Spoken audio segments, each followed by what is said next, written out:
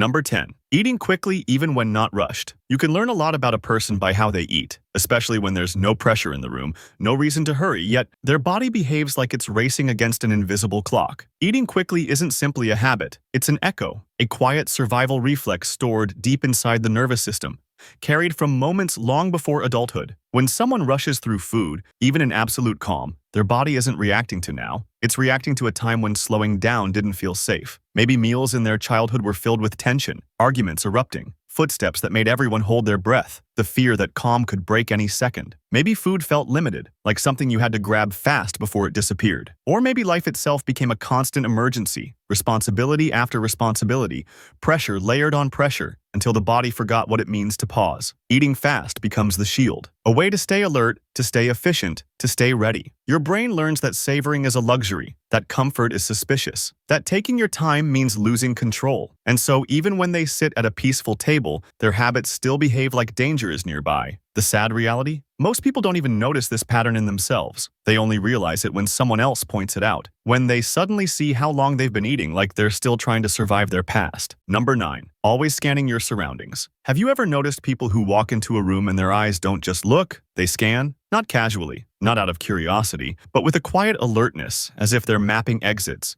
reading faces, checking vibrations in the air that others can't feel. This habit looks normal from the outside, but inside, it's a sign of someone whose body still lives on high alert. Someone who learned long ago that danger doesn't announce itself, so you must always be ready. This constant scanning doesn't come from paranoia. It comes from experience. Maybe they grew up in a home where the mood could shift in a second, where one slammed door could decide the rest of the night. Maybe they lived around unpredictable people whose anger, silence, or sudden reactions taught them to watch closely, to anticipate every change before it happened. Or maybe life has kept them in fight or flight for so long that relaxing feels like losing control. For people stuck in survival mode, the world is never truly safe. Their nervous system remains dialed up, even when nothing is wrong. They walk into a cafe and instinctively choose the corner seat. They notice who's behind them, who's entering, who seems tense, who seems off. Their instincts fire before their thoughts do. It's not a choice. It's protection. Hypervigilance becomes their armor. It helps them predict danger, avoid conflict, stay prepared. But it also steals their peace. Instead of experiencing the moment, they're analyzing it. Instead of being present, they're scanning for threats that no longer exist. And the heartbreaking part, they don't even realize they're doing it. To them, it's automatic, normal, necessary. Their body still believes the world is a battlefield, even when they're finally safe. Number 8. Saving every little thing just in case. It looks harmless. Keeping old receipts, broken chargers, empty boxes, scraps of string, pens that barely work, containers you'll use someday. But behind this mountain of tiny forgettable objects lies a fear most people never talk about. The fear of not having enough when it matters. Saving every little thing just in case isn't about clutter. It's about survival. It's about a nervous system that once learned the pain of running out, losing something important, or being blamed for not being prepared. When someone keeps everything, it's usually because at some point in their life, they had nothing. Maybe they grew up in a home where money was tight and every item felt valuable. Maybe they lived with unpredictable caregivers who punished them for losing things. Maybe they learned early that resources can disappear overnight, so you hold on to whatever you can, even if it's useless. Or maybe life has thrown enough chaos their way that having backups, extras, and just-in-case items feels like safety in physical form. To others, these objects look like junk. But to the person holding them, they feel like protection. A broken charger becomes a backup plan. A worn-out notebook becomes security. A pile of old boxes becomes a shield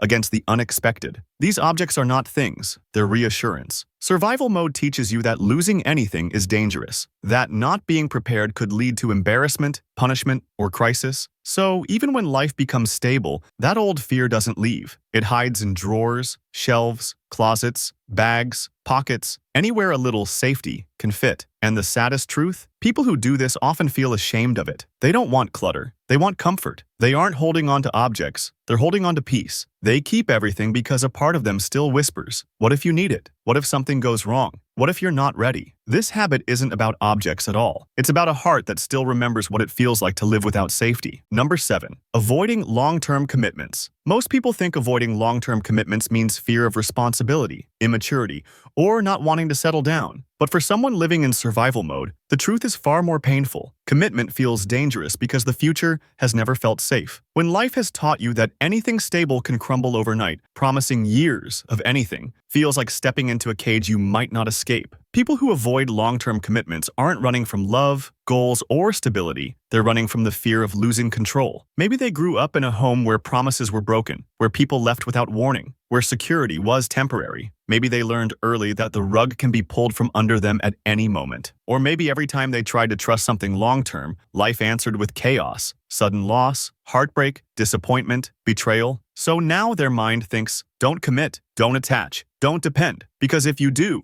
you'll get hurt. Survival mode convinces them that staying free means staying safe. Dating without labels feels easier. Jobs without long contracts feel less suffocating. Keeping options open feels like protection. Even small commitments, like planning a trip months in advance, can trigger anxiety because deep inside they expect something will go wrong. The truth is, long-term commitment asks for something they never had: predictability. And predictability doesn't exist in the world their nervous system remembers. So instead of building roots, they float. Instead of choosing stability, they choose flexibility. Instead of forever, they choose for now. Not because they don't care, but because caring too much feels like setting themselves up for pain. And the saddest part? They genuinely want consistency, love, and long-term peace. But their body still whispers the same warning. Don't promise anything you might lose. Don't plant seeds in soil that never felt steady. This isn't avoidance, it's self-protection disguised as indecision. Number 6. Difficulty spending money on yourself. Some people hesitate before buying something for themselves, not because they can't afford it, not because they're being smart, but because their nervous system has learned that self-care is unsafe. When someone struggles to spend money on themselves, it's rarely about finances. It's about guilt, fear, old conditioning, a lifetime of believing that their needs should come last. Maybe they grew up in a house where money was always tight, where every purchase came with stress, tension, or arguments. Maybe they watched parents sacrifice everything, teaching them, silently, that wanting anything for yourself is selfish. Or maybe they were told again and again to be grateful, not waste, not ask for too much. Over time, a simple wish turns into pressure. A desire becomes a burden. Even small acts like buying a coffee, a shirt,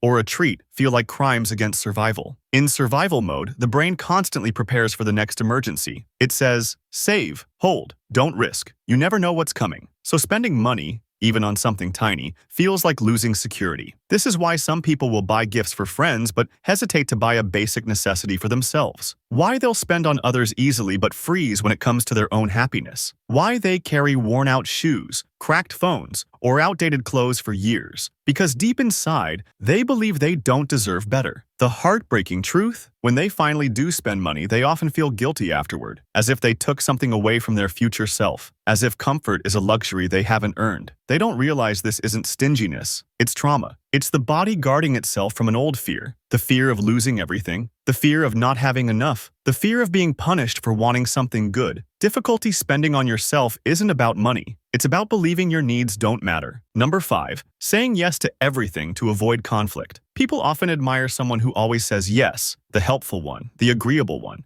the person who never complains and always adjusts. But behind that sweetness lies a silent storm. Saying yes to everything isn't kindness, it's fear. It's the instinct of someone who has learned that even small disagreements can turn into explosions. This habit usually grows out of environments where conflict was dangerous. Maybe they grew up around unpredictable anger, parents who yelled, slammed doors, or punished them for tiny mistakes. Maybe they lived with people whose moods shifted like weather, making them walk on eggshells every single day. Or maybe they had relationships where saying no resulted in guilt, shame, or emotional withdrawal. So the nervous system adapts. It learns a simple rule: avoid conflict at all costs. And the easiest way to avoid conflict: say yes. Agree quickly. Don't make anyone upset. Don't risk rejection. For people stuck in survival mode, no feels like a threat. It feels like disappointing someone. It feels like triggering anger, disappointment, or abandonment. Even when they're exhausted, overwhelmed, or hurting, they push themselves to accept more, do more, give more, because deep down, they fear what might happen if they don't. But every forced yes has a cost. They carry silent resentment. They feel invisible. Their boundaries blur until they disappear. They lose their own desires because they're too focused on keeping everyone else comfortable. And the saddest part? People rarely notice the sacrifice behind their yes. On the outside, they look agreeable. On the inside, they're exhausted from holding the world together just to avoid being the cause of someone else's anger. This isn't people-pleasing. It's self-protection. It's a shield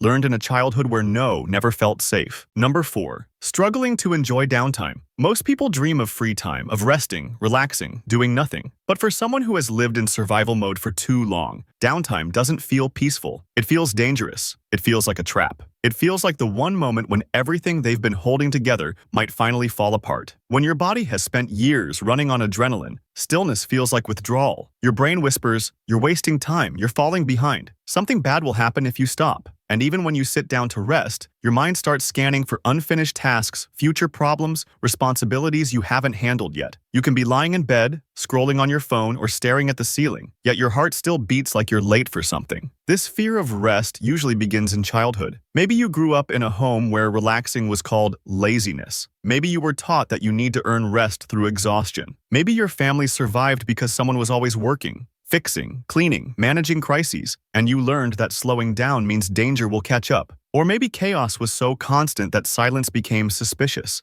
as if something bad always followed moments of calm. So now, as an adult, you can't enjoy a quiet moment. Your brain keeps searching for tasks. Your body stays tense. You feel guilty when you're not productive. You feel restless when there's nothing to do. You feel uneasy when life gets too calm. Downtime becomes the enemy, not the escape. The heartbreaking truth: people who struggle to enjoy rest often crave it the most. They're tired, they're overwhelmed, they're burnt out. Yet their nervous system won't let them slow down because somewhere deep inside, it still believes the world will fall apart if they stop moving. This isn't laziness or discipline. It's trauma disguised as productivity. It's a body that forgot what safety feels like. Number 3. Needing to be hyper-productive daily. Some people don't just like being productive, they need it. Every day, every hour, every moment. They keep moving, planning, building, fixing, improving. Not because they're ambitious, but because slowing down feels like losing control. Hyperproductivity isn't a passion, it's a survival reflex. It's the invisible armor worn by someone who grew up believing that their worth depended on how much they could do. For people stuck in survival mode, rest doesn't feel restful. It feels unsafe. It feels like the world might collapse if they pause. So they overwork, they take on too much, they chase task after task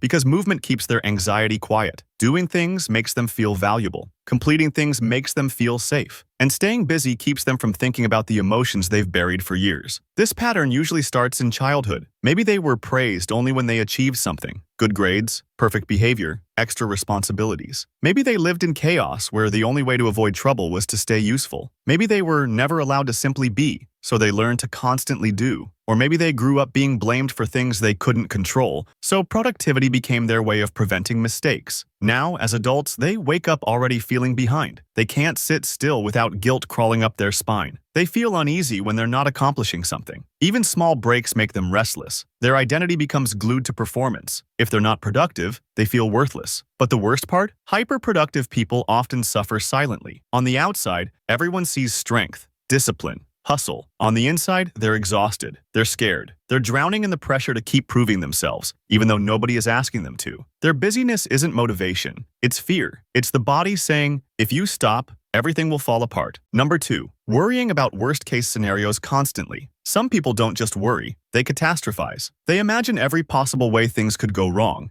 Even in calm situations, a delayed text becomes rejection. A small noise becomes danger. A minor problem becomes an incoming disaster. And they don't do this because they're dramatic or negative. They do it because their nervous system learned long ago that bad things don't come with warnings. When someone constantly prepares for the worst, it's usually because the worst has happened to them before. Suddenly, unexpectedly, without mercy. Maybe they grew up in a home where peace never lasted, where good days turned bad without reason. Maybe they lived with people whose moods were unpredictable, making every moment a countdown to the next explosion. Or maybe life brought them trauma, accidents, betrayals, losses, that taught their mind one painful lesson. If you expect disaster, you'll be ready for it. So now their brain runs simulations all day. What if this fails? What if they leave? What if something goes wrong? What if today is the day everything collapses? They aren't imagining disasters because they want to. They're trying to protect themselves. The mind believes that worrying equals preparation, that anxiety equals control, that imagining pain will somehow make it hurt less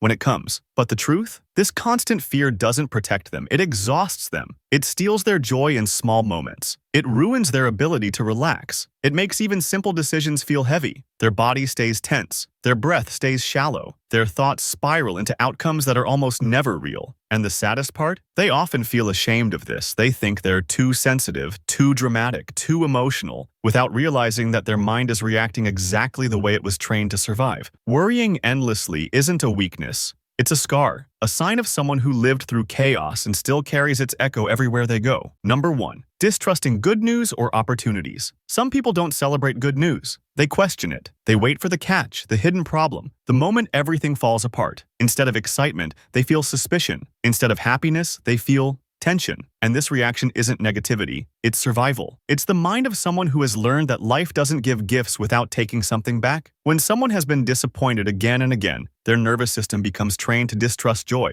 Maybe they grew up in a home where good moments were followed by chaos, where laughter ended with shouting, where peace never lasted, where safety was temporary. Maybe they had relationships where promises turned into betrayal. Or maybe life has hurt them right after giving them hope, teaching them that happiness is the first stage of heartbreak. So now, even when something good happens, an opportunity, a compliment, a chance, they feel uneasy. They look for flaws. They assume they're being fooled. They wait for the other shoe to drop. Their mind whispers, "This is too good to be true," because they've learned that good things are either illusions or distractions before pain arrives. This constant doubt steals their ability to enjoy life. Achievements feel undeserved. Praise feels suspicious. Opportunities feel dangerous. Even love feels unsafe. And on the outside, people think they're being humble or cautious. But inside, they're fighting a lifetime of wounds that taught them not to trust joy. The heartbreaking truth: they want to be happy. They want to believe in good things. They want to feel safe enough to celebrate. But their nervous system still expects danger, even when life finally offers something kind. Because deep inside, a quiet voice whispers, "Don't relax. Don't believe it. Good things never stay." Distrusting good news isn't pessimism. It's the survival instinct of someone who has been hurt more times than they can count and still fears the next blow.